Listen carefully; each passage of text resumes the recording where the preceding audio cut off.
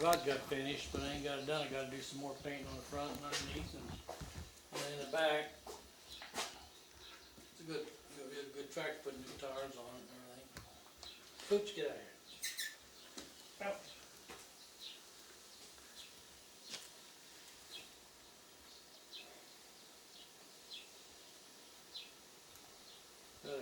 Three other ones back here. If you can get past the junk.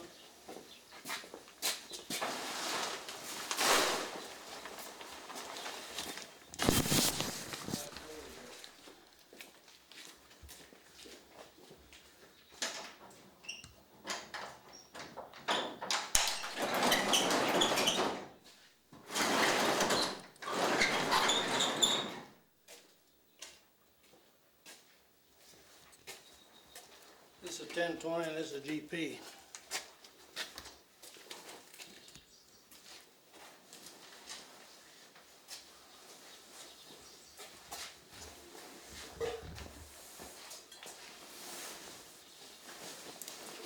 This is an unstyled John Deere 37.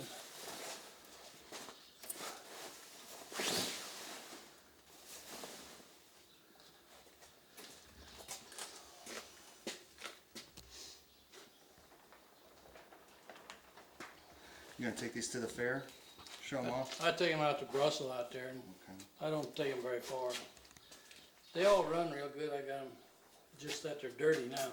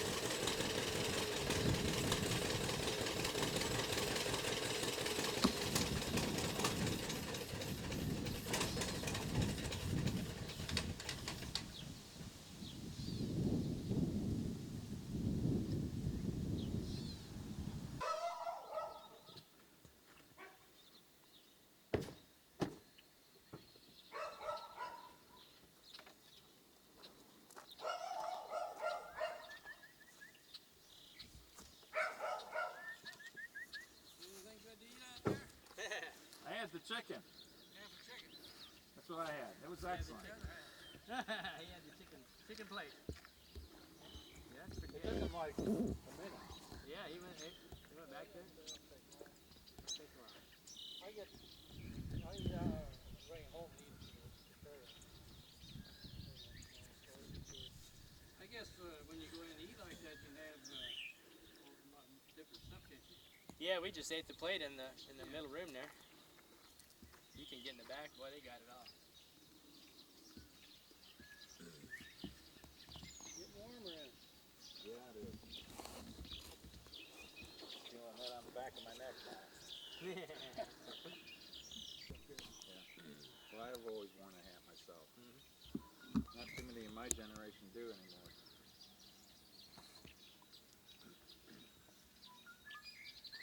Well, Mark, whenever you're ready.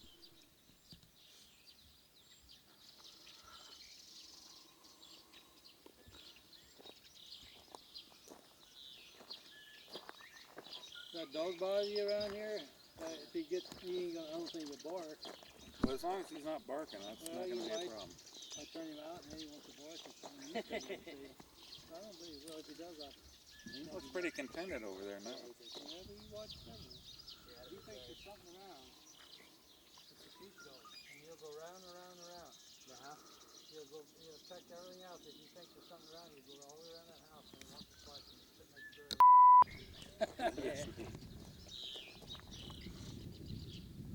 The peaches we got the ripest are these trees right here, this first row. That's a little tree. Right. Well, it's the afternoon. It's a gorgeous afternoon out here in Calhoun County in the middle of July, so it's going to get a little bit warm. Again, we're talking to Bobby Wieneke. Wieneke, right? Wieneke. Okay. Got to get that right. We start off by looking at the house, and the house dates from the 1850s, you said, Bobby? I think as far as we can come up on the deed and stuff, around 1857. And you told me that a couple of generations back, how many people were living in that house? Well, my grandpa was part of 14 in his family. And the house wasn't as big at that time? No, the back part they added on later, and it basically was this front, which you see with the roof, and they used every inch of it. 14, 12 kids and the parents? No, 14 kids.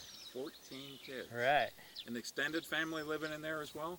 Yes, and they lived upstairs, and they had a kitchen on the back, and mainly there were a lot of age differences. My grandpa, when he was a young boy, he had brothers that were, already married and stuff that that weren't, living at home. Yeah.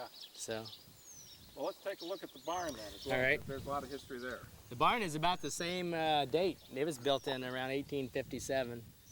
And as you can see, the harness is still hanging from the generations back, just how they hung them. Well, let's go ahead and take a closer-up view of that. We could.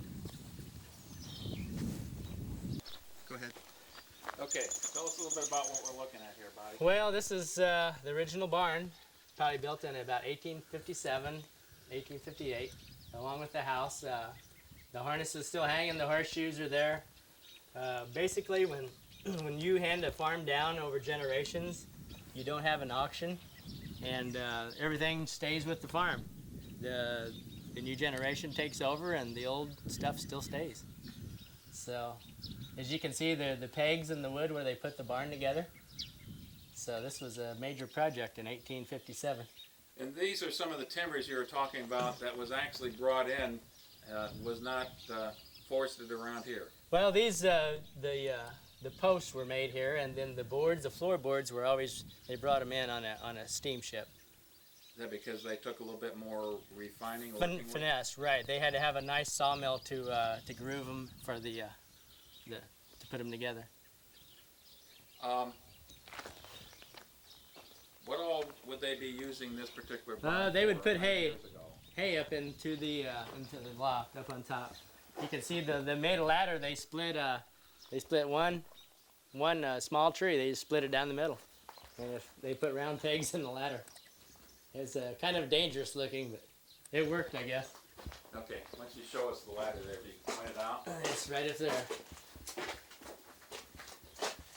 Would they have had livestock in this barn? Yes, there was. They would keep their horses over there, and they would bring them over here and put the harness on for their day's work. Any cattle or pigs in here though? They would have. They had another barn a couple 100 feet down below here that they had cattle in. This was mainly the horse barn where they would keep their work horses. Okay. I mean That ladder does speak a lot of history. It sure does. Let's go ahead and, I wanted to get a long shot of the Lutheran church, and I know your property is right next to that as well here. Now, I hate to ask you this, Bobby, but I'll ask you this anyway. Okay. These harnesses, these horseshoes, this rig that we're looking at here, it's been there for over 100 years. It's been, yeah, exactly. Probably about 1910 or so, or 20. It was the end of the horses, and then the tractor started. So does that mean that somebody just never got around to taking care of it, and then after a while it seems like it's too much tradition and it's too much to do with the, That's right. the legacy of the farm? That's too much work involved in the harness, putting the harness on and taking care of the horse, and it was a lot easier to just to put gas in a tractor and start it. Yeah. And you could get a lot more work done. And you never got around to putting it away. That's where it is. It's just hanging right there. That's where Okay. they took it off. Cool. 100 years ago, probably. What I'd like to do now, I know we're going to see a peach orchard from a longer distance, but if we can walk down to the cluster of peach trees you've got right down here, and then before we do that, look in the background and see the Lutheran church. And that's my house out there, the old house where I'm building the winery. The house is just to the right of the Lutheran church. Right, the brick house. We'll go out there after a while. It was built in 1863. Go ahead. Okay, out to the right of the Lutheran church is the two-story brick that I bought 4 years ago. It was built in 1863, and that's where I'm going to make the winery at. Do you know when the church itself would have been built? It was built about probably a few years after the house. That would be maybe 65 or so. The farmers got together and they built the church. One donated the land, and the bricks, they were made out of clay, out of the field behind it. The bricks are made from local material. Right. My house was made, one of the relatives showed me a hole dip in the field where the clay was pulled out for the house in 1863. Around here, I would guess that most people were either Lutheran or Catholic. Yes, Lutheran and Catholic. Mm-hmm. Okay. Now let's take a look at the peaches we've got here. If you can walk over to the peaches, because those look to be pretty ripe, but I thought you had said they weren't ripe yet. It's going to be maybe another week on it. Okay. Yeah. Hold it for just a second.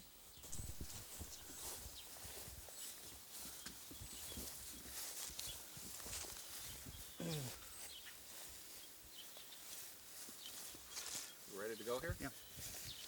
Well, tell us a little bit about what we're looking at here. Okay, you're looking at my earliest peach in this orchard. It's an early glow, and as you can see, we've got 8 rows, and every row is a different variety. This is kind of a miniature of our big orchard. Every row is a different variety. Every week and a half to 2 weeks, another row will get ripe on through the season. So you got basically probably 2.5 months of peaches in this one little orchard to get ripe. Okay, here's the test for you, Bobby. Okay. The first variety in front was what name? Early glow. And then next? New Haven. And Then the third one is Glow Haven. okay, let's walk down through here. As you can see, they're greener and smaller. So they're going to put on a little bit more size before. Yeah, it's going to be, like I said, a week and a half on each row. Okay. And this will be a luring. Luring. And there is no color in these yet, so you can see that they're a long ways off. Yeah. And that'll be Crest Haven, and then I got Early Alberta, and a couple more varieties on the end. Don't really know what they are. I got to go look in my book. Okay. So every week and a half there will be another row getting ripe. Are these mature trees pretty much? These trees are probably about 6 years old. And will they be getting much larger? Oh yeah, they'll grow another 10 foot and a lot bigger around. So once they get to be mature trees, then the challenges for picking them become much more substantial. Right. It's easy to prune the smaller trees, and it's easy to pick them. So that when they get older, then they get taller, and you got a lot more pruning and things like that. But your production is going to go up at the same time. Right. Exactly. the idea behind this is those trees over there they were planted in '93. So a peach tree is only good for 12, 15 years. And we've overextended on that orchard, so the idea is to start another orchard and get them up and then take the other one out and just kind of make a rotation. It surprises me you've got as much distance between each one of these rows here. Oh, you'd be surprised what happens when they get bigger. You're lucky to get a tractor through here. Okay. We have to keep pruning the sides off so they don't hit the tractor. So once they get to be full grown, you're not going to be able to walk down this road. No, like this will be done this way. Yeah, you can drive through here now, but in a couple of years it'll be over with. What kind of maintenance do you need to do then? I spray under the trees with the four-wheeler, and my dad, he shreds the orchard with his tractor and shredder, and Shreds it. yeah, mows it with the big mower. Okay. And he sprays it with the tractor and sprayer. So he's been spraying all summer over here. You're spraying, obviously, insecticides. Insecticide and fungicide, and it's okay. This spring we had a lot of wet weather, and we had to spray about once every week or 10 days. More of the fungicide that you More have? fungicide, right. Now we're less rain, and we got to concentrate on keeping the bugs out, the worms. Does that cause problems for residue on the peaches then? No, it don't do too bad. You have to wash your fruit anyway, and we try not to use too many chemicals. So nothing that the consumer needs to be concerned about? No, I wouldn't be concerned about it. What kind of insecticide are you using then? Yeah, pyrethrin, the new style. It's made from flowers, so it's fairly good. It works good on the codling moth. The codling moth, is that the main enemy? That's our enemy, exactly. And what does one of those things look like? Oh, it's a little moth, and he lays on that peach, and about every 20 days they fly, and they land on the peach and lay an egg, and then that egg becomes a worm in 3 days, and that worm will go into the seed, and then when you break the peach open, you see a worm inside. It goes all the way to the pit? Yeah, all the way to the pit, right. Now when you say it flies every 20 days, I'm not sure I understand what you mean. Every 20 days they mate, and then they fly, and then they mate, and then they lay eggs. So there's a pattern to it, and if you put out some traps, you can catch the moths. And when you catch a lot of moths, you know when to spray. So you wait until they're active, and then you nail them. then you nail them, exactly. Okay, anything else we need to know while we're down here? Peaches are self-pollinating, so you don't have to worry about the bees, and that's one good thing with the peaches. Apples are different. You bees have to pollinate. But, So you need a little bit of a breeze to pollinate. Right. Yep. I've seen a lot of bees in the clover, the white clover here in the orchards. Back where the grapes are at, the bees are just buzzing. So there's a lot of bees around that I can see. When you're harvesting, this probably falls in the category of a stupid question, but are you using the old-fashioned bushel baskets to do that? No, we pick in the peck box with the handle. Okay. And basically that's easy for the consumer to pick up and put in his car. So a little bit smaller volume in that respect. Right, yeah. And the peaches are bigger. We like to pick them closer to being ripe. We don't have no refrigeration, and not only that, they don't taste very good when they come out of the refrigeration. So we try to get them as close as we can to edible, juicy peaches. So. And once you pick them, they're going to have a couple more days and They'll truly have be a couple ripe. days, right. And the consumer buys them, and they're tree ripened. The ones that we saw right at the beginning here look like they are already ripe. They're close. I think a couple more days, and we'll be picking some of those. Okay. Well, let's go ahead and kind of break this off, and then we want to get a shot of your larger orchard. Okay. And that's more of a panoramic shot, is it not? Right, it is. It's up on the hill. Okay, let's go there then. Okay. We are now out here looking at an overlook of Bobby's main orchard and vine area. Bobby, if you could tell us exactly what we're looking at here. Okay, this is 2.6 acres of grapes that I've just planted last year. And that's the peach orchard, planted in '93. There's 5 varieties of peaches over there. And you can see the new orchard we just planted this spring. There's 100 trees in that. So. Okay, so what I wasn't paying attention to at all is 2 or 3 years down the road is already going to be producing. Right. In a couple years, those will have peaches, and we might start taking some of these out. If the grapes and the wine catch on, there might be vines over there in a couple years, but we'll have to wait and see. Does that mean you are considering scaling back on the peaches and increasing the Right. vines? That's what right now I'm kind of 50-50. I got 4 acres of grapes and about 6-7 acres of peaches, and right now we're just kind of waiting to see what happens. And if you wanted to establish a normal rotation, you'd probably want to be planting about an acre's worth of peaches a year? Yeah, we would plant some more peaches if we were going to replace this orchard in a couple years. So. Did you put the pond in yourself then as well? Yes, my dad, he was working for a bulldozer company and an excavating company, and he decided to put the pond in. He was wanting a pond all his life, a big lake, and I said, well, let's go ahead and do it. This used to be, back in the old days, in the 1800s, this was a pasture. It was too steep to farm, and the first time around it was probably a pasture, and my grandfather had apple trees on it. So we planted some peach trees on it back in '93, and we took those out last year. It was too many peaches for us to handle, me and my dad. Yeah. Well, you realize there are people in the big cities that would pay a fortune for the view you've got here. Yeah, that's right. It's pretty nice to be up here working on the grapes and have such a nice view. The church bells ring, and it's really wonderful. This might seem like a peculiar question, but does the family have a cemetery plot on their property? No, not on this property. Okay. What else would you need to tell us from here?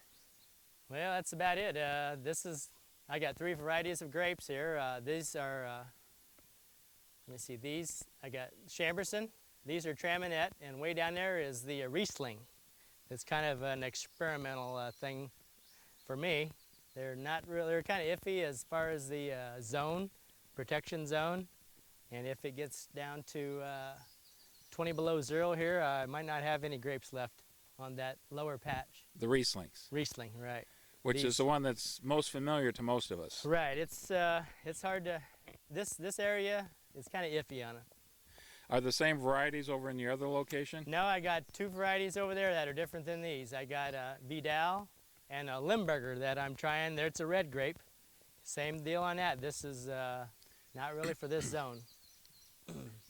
The varieties you have closer to you here, though, is that a less common or a less desirable variety? It's regularly grown around here. It's a Traminette. And the Chamberson is another one. It's below the hill. It's a red grape. It's kind of common. So I want to get more of a higher class wine. So I'm trying a couple new grapes, and we'll see what happens. Okay. Thanks very much, Bobby. I think we're headed over to the house now.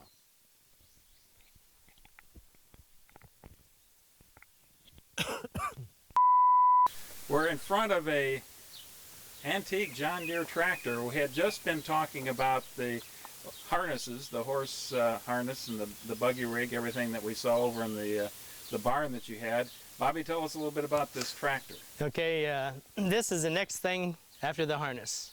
This was after they were done with the horses in the early 30s, middle 30s. All the farmers would go out and get them a tractor, and then they would hang the harness up for good.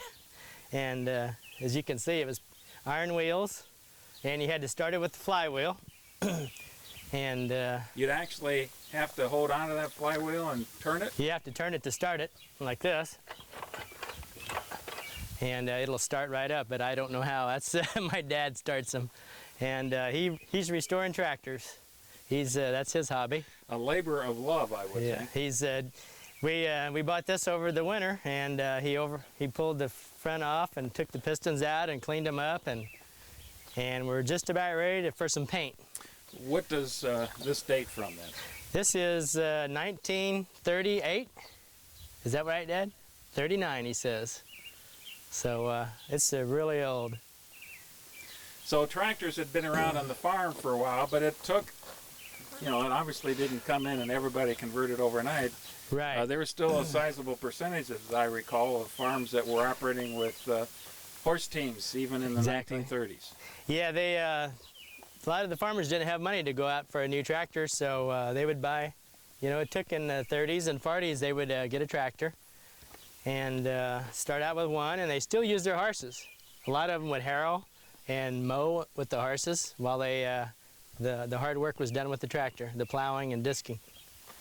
Well, this won't surprise you, Bobby, but historians consider that tractor and automation on the farm is the most important technological advancement in agriculture in the last century and a half. Right, it was, everything was new back then. The tractors, the trucks, the electricity.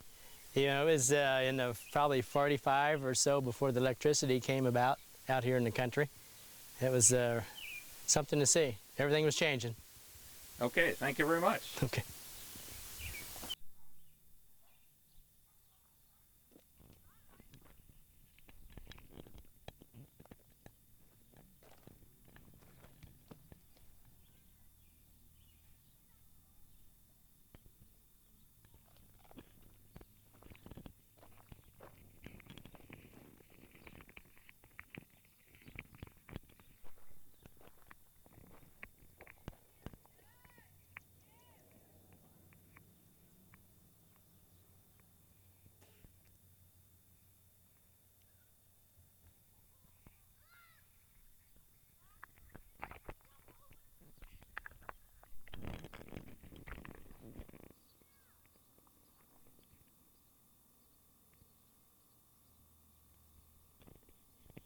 That site you can see where there's been some settlement in the house.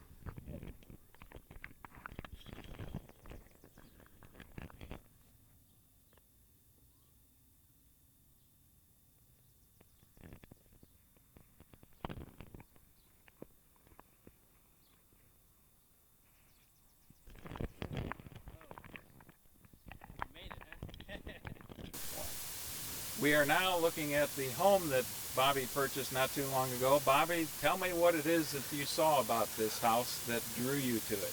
Well, about 4 or 5 years ago, I was driving by and I seen a for sale sign. I was going to try selling real estate, buying and selling houses.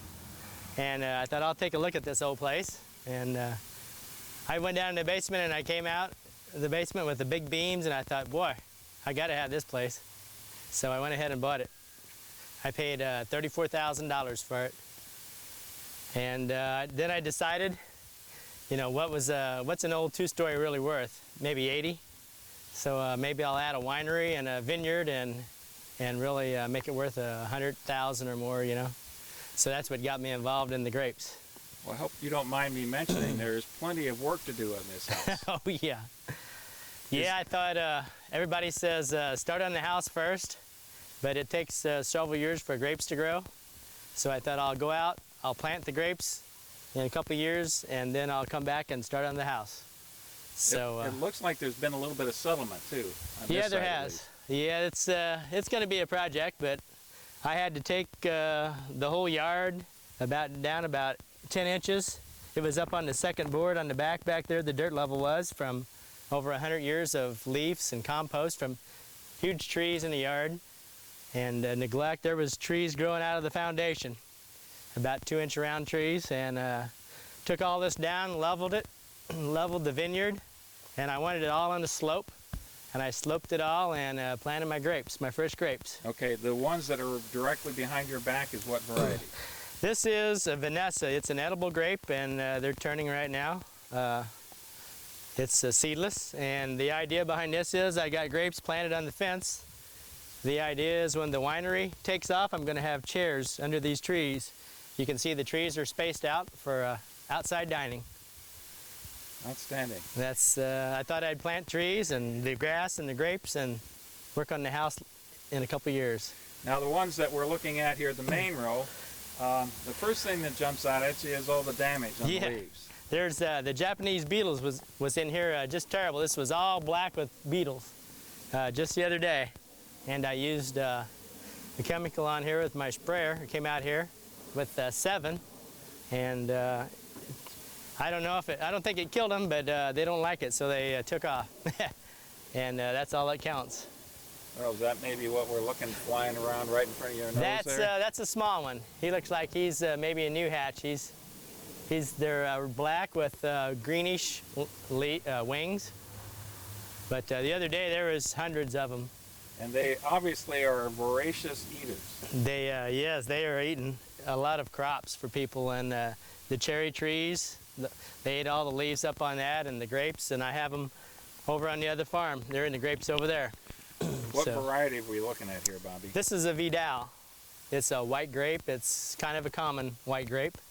Now, when you say white grape, the skin is white? Yes, it's a white with 2 seeds. It makes a white wine, a sweet, semi-sweet white wine. I'm ignorant enough about winemaking. Do you leave the skins in the process, or do those get Not removed? on these. These get removed. You squeeze the juice out, and it's pure white, and just ferment the juice. Okay. And tell me what you have to do to maintain these. These ain't too hard to take care of. We just prune them in the spring, prune them all down, and when the leaves come out, the stems are all full of branches. So you have to knock them off and keep them brushed off. It'll do it about 2 or 3 times in the spring and early summer, and you keep those off, otherwise they'll vine over your whole floor. How difficult is it to train these to work on the trellises? Well, not too difficult. The second year you get them up on the wire, and you take black tape and tie them up. Now there's 3 lines that you've got in here, but I noticed that you really only trellis the top Right. line. The other ones, this one is to start them. I put one down low, and I start him on that, and get him tied to that, and then they're just kind of used for balance. But the top one is where all the limbs are at. The weight's on the top one. Now you were mentioning that you stripped all of these twigs off. Does that mean that this thing would really spread out if you were to let it to? It would be a mess. It looked like a pineapple, I guess you would call it. Kind of like a pepper plant. They grow limbs all across. So here's one right here. If I let that one grow, it would be way out here. So the best thing to do is you knock them off early. Okay. Keep them off. And that way you don't have to prune that much the next year. What are some of the other challenges you've got in maintaining these? The bugs and the fungicides. You have to spray every couple weeks with a fungicide to keep the rot out. There'll be a rot get in the cluster. A wet year like we've had this year, does that make a difference on the wine? No, it's turning hot and dry right now, so the grapes, the clusters are just starting to get tight, and I think we'll be okay. And the same question is for the peaches here and pollination. The same, these are okay, they self-pollinate. Okay. Let's go ahead and see some of your newer planting areas and talk about that a little bit. All right. We are now at a newer planting area for Bobby Wieneke's vineyard. Bobby, if you can tell us what's your intention here in this area? Okay, I just purchased this over the winter, and this is a Limburger grape. It's a vinifera. It's a German grape, a red grape. And this is probably more of a special grape, going to make some more special wine. Okay. More high-class wine, I would say.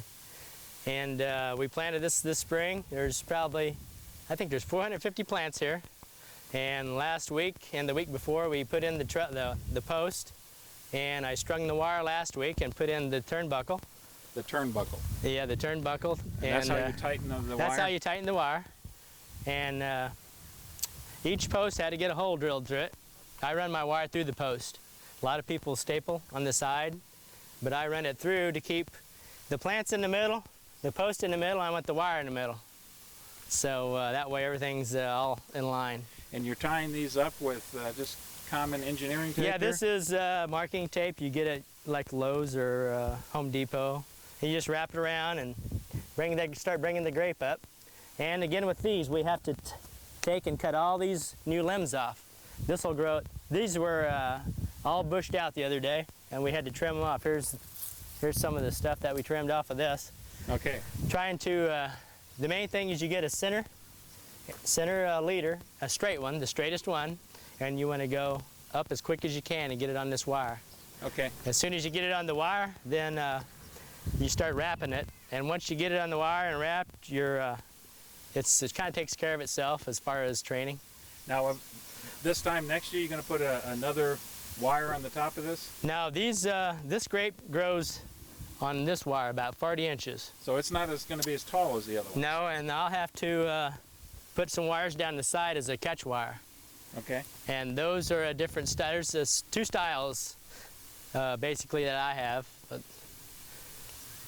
One of the questions I wanted to ask you was what you start with when you plant, and where do you get those? These came from New York, a nursery in New York. And it was a twig? It was a plant with roots about this long. The roots were that long? And I had to take my tractor with a ripper shank, and I ripped the rows, and we took a tile spade and moved it around and stuck them in the slot. And that way we had our rows straight and had it deep enough too. A matter of pride for people with vineyards to have straight rows, I would think. That's right. These rows are straight. We used a string, and there's a guy that works for me. He has a knack for straight rows, and I don't know how he did it, but he's got them straight.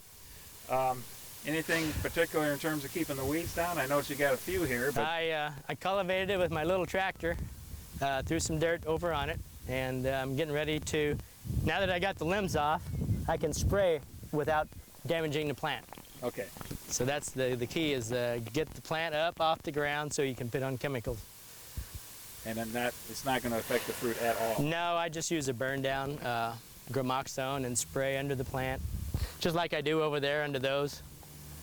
Are you going to be harvesting anything at all from these you just planted this year? Not this year, no. They'll be next year. Hopefully they'll have some grapes on and we can try to make some wine. And when would they reach the peak of production? In about 3 years, they'll be at their peak. Now the peaches had, you said, I think about 12 years on an average peach tree? Oh yeah, the trees don't last a whole, too much over 12 years. 15. How about these vines? These vines will probably last forever. No telling. Some of the vines in Germany are 75 years old. Again, is there anything unique or better about this soil than we would find across the river in some of that deep, rich Illinois loam that we see? No, it's a clay and loam mix, and it's good for drainage. And a lot of the fruit trees like clay soil. So But drainage is important for them? Right, right. We have pretty good luck around here with the peaches and fruit trees. How about if you have a drought year? Is that a problem? Well, I had drip irrigation on those, and last year I didn't need it. I took it out. So it would be a problem, but if you run that ripper shank at 2 foot, that water all soaks down in there, and those ones at the farm, there was 1,700 plants over there, and I lost 3. Okay. So and last year was hot and dry, one of the worst ones around here. What would you say your worst enemy is for the grapes? Probably the bugs. Okay. Yeah, you got to keep after those bugs. The Japanese beetle has really gotten bad over here the last few years. How about for the peach trees? Those will be the codling moth, the worms and the peach, and nobody wants a worm with a peach in when you break it open. So. Okay. Okay. How much land did you just purchase here that we're looking at right now? I just bought 1 acre, 1 acre square, and I was able to. My property line is over here, so I was able to put in a circle drive and fence it. So it's really turned out to be a good thing for my winery here. This circle drive is brand new, isn't it? Yes, it is. I just put it in a couple weeks ago and poured the gravel on it, and now I've got a way out, a way to get my grapes out. So between the grapes, the peaches, fixing up the house, putting in the paths, the circle drive, Yep. and everything else, do you have any spare time, Bobby? No, I don't. No, I work in the city 2 days, and I'm off 2 days, so I got 2 days to get as much done as I can. A lot of times I'll pick up my material on my way back from work, gasoline for the weed eaters, lawnmowers, diesel fuel for my tractor, nails. I went to Jerseyville one night after work and got the wire for the trellises, and then the day I'm off, I'm ready with all my material. When you say you work 2 days at the factory and 2 days here, falls on different days of the week oftentimes, sounds like. Right, I'm on a 12-hour rotation, so I got every other weekend off. So Okay. that's how it works. You work one weekend and then the next weekend's off. And the factory job is just to keep you going here. I'm hoping. But I started out at the factory 15 years ago to get some money so I could build my farming operation. And at that time, later I purchased a store and tried my hand at store ownership, and that didn't really work out. So I sold that and sat at home and watched TV after work for 2 years. And that definitely wasn't working out. So then I thought maybe I'll try the real estate business, and that's when I purchased the old house and decided to make a winery out of it. Would it be fair to say, Bobby, that 5 or 10 years down the road, if this grew to the point where you no longer needed to have a job in the city, that you give the city job up? Oh, definitely. Most everybody down there would like to give up the city job and retire to the country. But I'm hoping I can retire before I get too old. And hopefully, I've been thinking maybe another year or two that we get this wine going. This peach wine, I think, is going to catch on. I got all those peach trees over there, and this wine is just great. It's sweet and peach flavored, and as soon as I get the house done, I'm thinking we get this winery going and we'll be in business. And from what you mentioned before, you see the grape wine business growing even more in relationship to the peach. Exactly, yes. I planted 2 more acres, and I got 4 acres now. And I'm thinking now it's time. I got my grapes planted, and the peach trees are already growing. So now it's time to, I'm going to build a shed in back for processing and start lining my tanks up and start with the wine business. These vines that are right behind us, when would we be picking those grapes? Those will be in September. Around the first part of September, we'll be out here harvesting those, and then I'll make those into wine just as soon as I pick them. Just the vines that we're seeing back here, what kind of production would you see? Last year I got 55 gallon off of these 6 rows, which is basically an overgrown yard, 1/4 acre. 55 gallons of wine. Wine, right.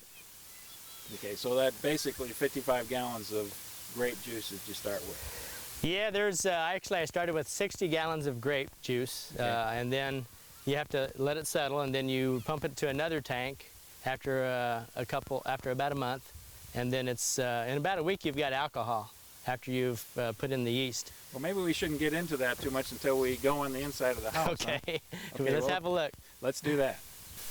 Well, Bobby, we're now inside the house. This is actually the back side of the house, and from what you mentioned earlier, this part of the house wasn't built, obviously, with the main frame. No, this was another house they attached to the back of the old house. So there's the original wall, and the door is still here.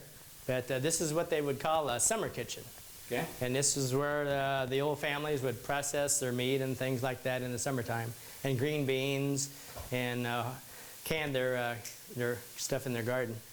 Well, it's still used for processing food, isn't it? Yeah, now we're processing wine. I got peach in those 2, and there's some peach over there, and grape, and this is grape, last year's grape. There's apple wine.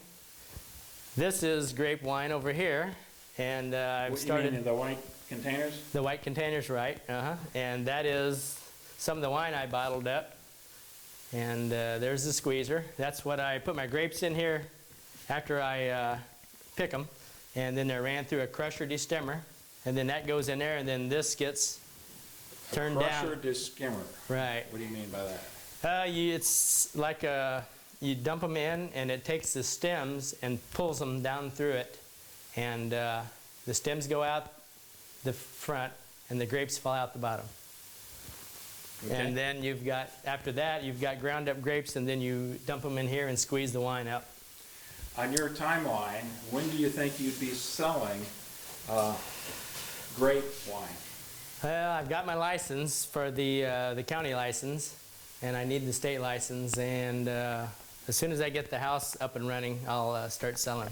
So you think that's 2 or 3 years away? I'd say a couple years. In the meantime, I'll stockpile my wine in the basement and barrel it up. How about the peach wine? The peach wine, I'll do the same. I'll barrel it up. Roughly And- the same timeline for that. Yeah, about a couple years. Is there a difference in the initial processing for the peach wine? Actually, all wine's about the same. Peach wine, believe it or not, as sweet as those peaches are, you have to add sugar to those to get them to ferment. And you don't for grapes? Grapes. On this, this is called a hygrometer, and this is you measure your juice, and this will float, and this is how you measure sugar content. And a grape actually is sweet enough to ferment. It's 1.080, and that's about what you need because you take sugar, and you got to convert that to alcohol. So you have to start at a certain level sugar to get a certain level alcohol. So It is surprising given the sweetness. You wouldn't think it. Bite into Yeah. a fresh. yeah, the peaches were 1.030. I had to add a lot of sugar to those big juicy peaches. What's the bottling process look like then? Basically, this will be a bottling. This tank has a floating lid, and I'll pump into this, and That's where the fermenting goes on? yeah. Well, I ferment in these right now, but I will ferment in this year. I just bought this, so we'll ferment in that, and then we can bottle out of this. 500 liters? 500 liters. It's my first stainless tank. I've got piping and stuff at home in the garage, so I'm ready to start laying it out. When you get to the licensing and actually production process, then I assume you'd also be subject to occasional inspections? Yes. And what kind of things would they look for then? Cleanliness of your operation. Is that state inspectors that come in? Yes. Okay. And I'm looking at what I think is the machine that you use for putting in the corks. That takes the corks out. This is the corker over here. The bottle goes under here, and it puts the cork in. Okay. Basically, it fits there, and the cork goes in here, and then you just, and that's how you do it. I usually work on this in the fall or the winter time. The summer's so busy with keeping the fruit trees trimmed and spraying and trying to plant new plantings that this all hasn't been touched since last fall. Is this the opportunity? I see some cups over there. Do I have a sample? We can sample it if you want. I got some cups over here that are open. What would you like? Some peach wine? I like the idea of peach wine. Glowhaven, here we go. We just looked at these in the orchard, and they're a long ways from wine, but you can give this a try if you want. Okay. I like the peach wine. That's one thing That is good. about being the owner of the orchard and having your own fruit. You want to taste it. You don't want to have a dry wine that has no flavor. I want a peach flavor. Did you notice that peach aroma that came out of there? Jumps right out of It does, exactly. If I don't taste my own peaches, I don't want to drink it. Well, I would definitely think there's a market for that somewhere. Oh, there is. There's going to be a good market for the peach wine. Hopefully, it'll catch on, and I think that'll probably be a big seller. Well, I think the next thing is for us to move on to the storage, and that would mean Okay. we move on to your basement. Let's go down to the basement. That's my favorite part. That's what made me buy this house. Okay. When I seen that stone foundation and the big floor joists, I said, boy, this place is built nice. Okay. Let's go there. Okay, let's go. Well, it's obvious we've made our way down in the cellar.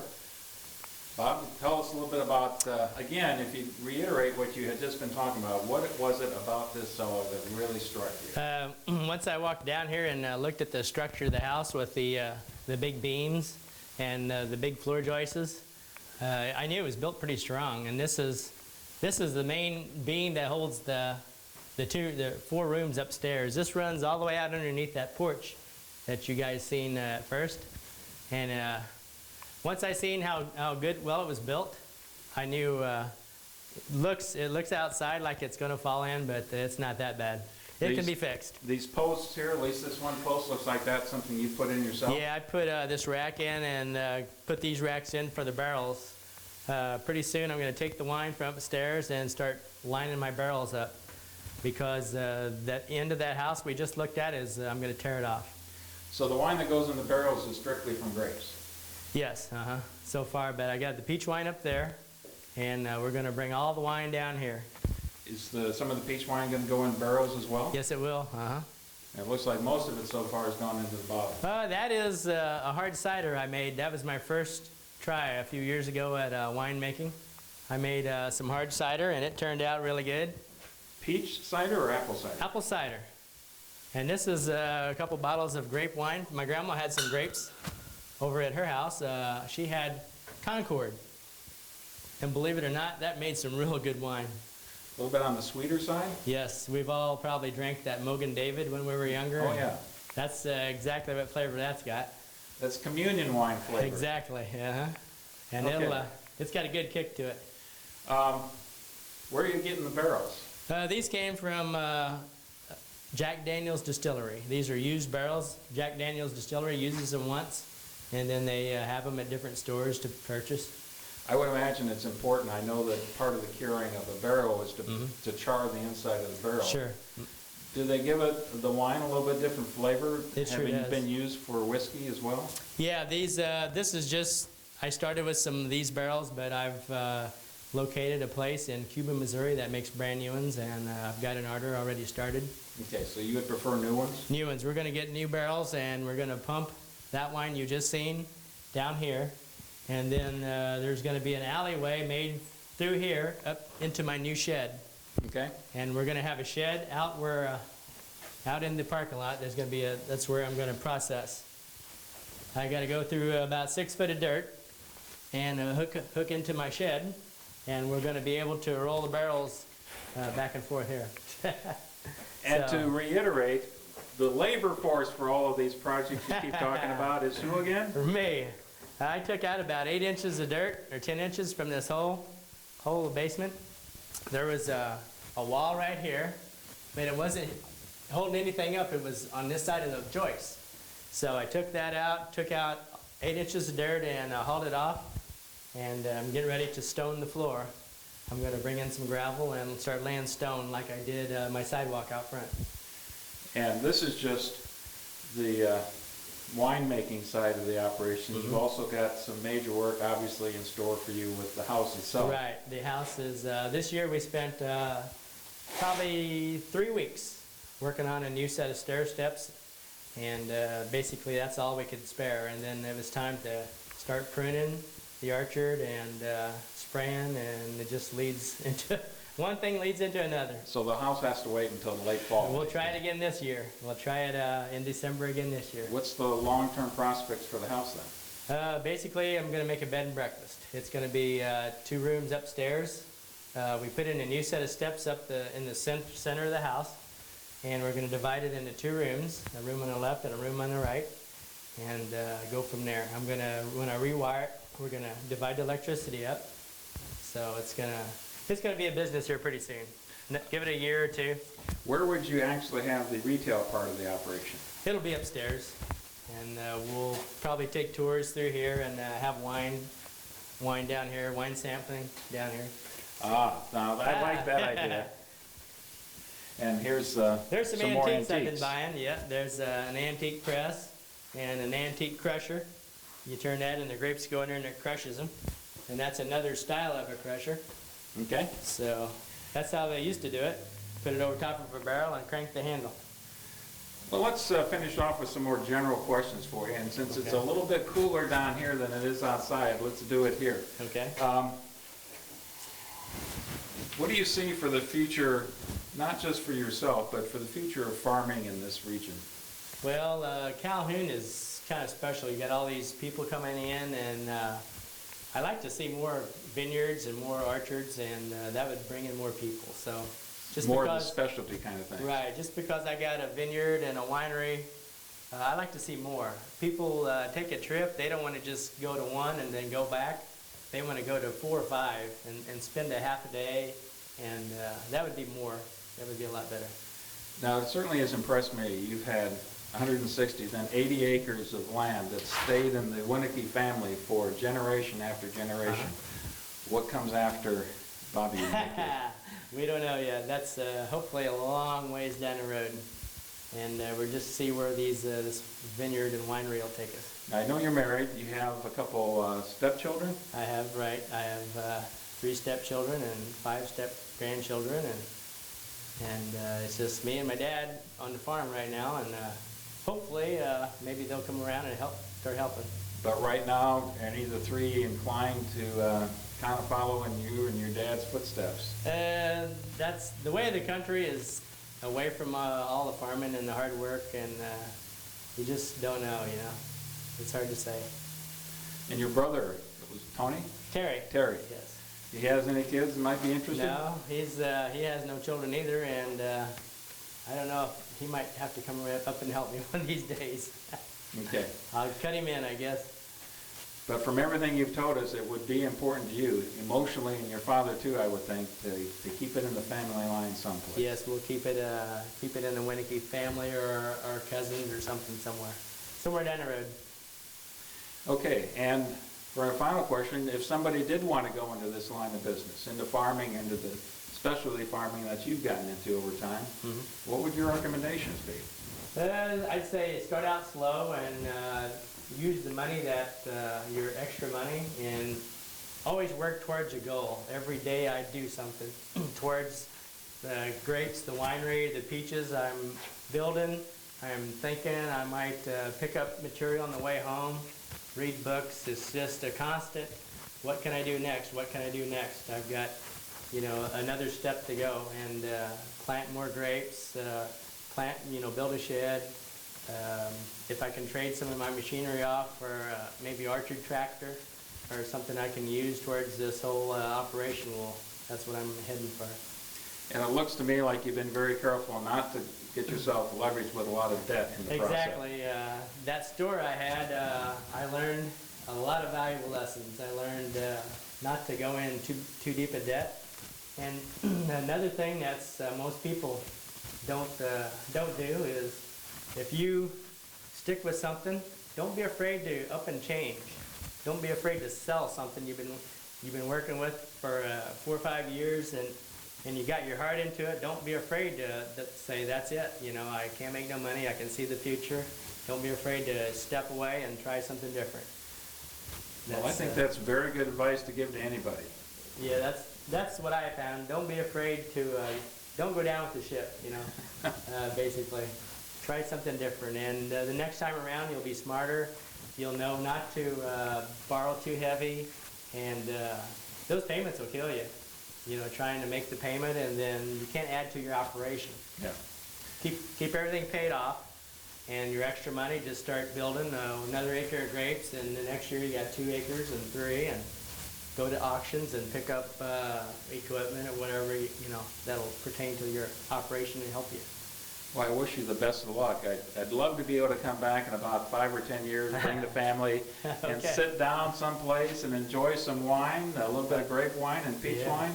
It's been a lot of fun today talking to you, Bobby, and hearing about your vision and hearing about and seeing what hard work where it can get you. Yeah, you got to stick with it, and every day do something towards your goal. And finally, you can't look at 1,000 peach trees and say, man, I got too much work. You got to get out there and knock out 1 and 2 and knock out 10, and the next thing you know, you're done.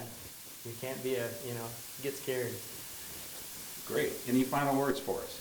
No, I'm gonna take this winery. I'm gonna take it, see how far I can actually go with this. Well, it'll be a lot of fun I've along got with the hard work. I've got not much invested, a lot of hard work, and we're just gonna see where it goes. A day like today, you can honestly say you've got sweat equity in the place. Yeah. Okay. Thank you very much, Bobby. It's been a blast to talk to you. All righty. Thank you.